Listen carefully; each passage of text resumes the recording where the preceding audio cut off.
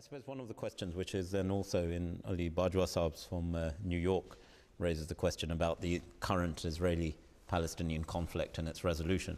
I mean, certainly there's been a lot of efforts politically over the years. Certainly since the creation of the State of Israel, we've had various attempts, some quite sincere, perhaps others not so, in trying to resolve the issue. And you picked up a point, and perhaps, again, just to elaborate upon it as well, that, you know, this isn't a political solution. I think the Islamic injunction is that any leadership, any government, anyone in authority should always enjoin justice on all people to give them and protect them their civil and human rights. Yes, absolutely. So whatever, you know, activities we have with respect to the government of Israel, or any government for that matter, are not of a political nature. They are of a community nature and of a human nature. They're on a human level. And so therefore any kind of links which people have in their mind about us being politically linked to Israel are not correct. We also do not say that because we have a relationship with any government of the world that we support their policies.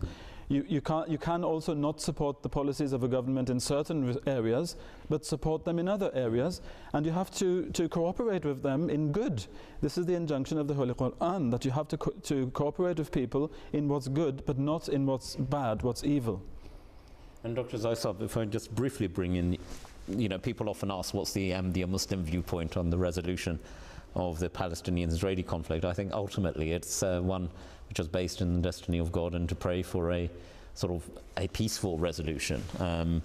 Unfortunately, at the moment, with the likes of the Arab Spring and, you know, the almost revolution sweeping across, I think a lot of people are now accepting that the crux has to be a lasting and sustainable solution to the Arab-Israeli conflict, which will then help to actually sustain that region for a longer term on a peaceful basis. I think we've touched upon this is the matter of justice, that there has to be absolute justice for all citizens of a nation, and that is what we must see, is that justice must be given to all people by those in power, so that there is a peaceful society that emanates from it, and there is peace in that respect.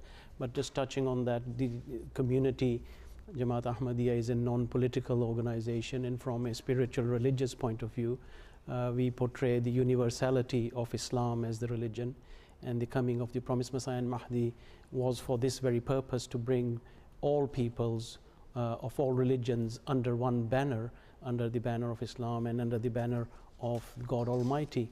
And it is that link that the Jamaat wishes to establish between man and his creator, and that is going to be the crux of how peace will emanate from this from all nations.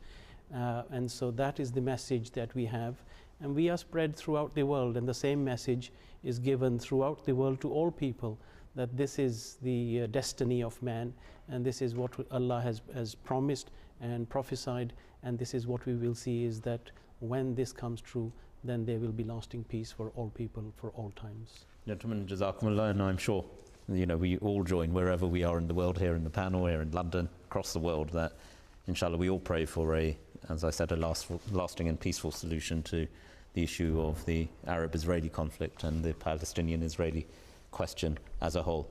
Jazakumullah, and thank you to both Balaj Mahmood Saab and Ali Bajwa Saab for your questions on what is a very important question of the modern age indeed.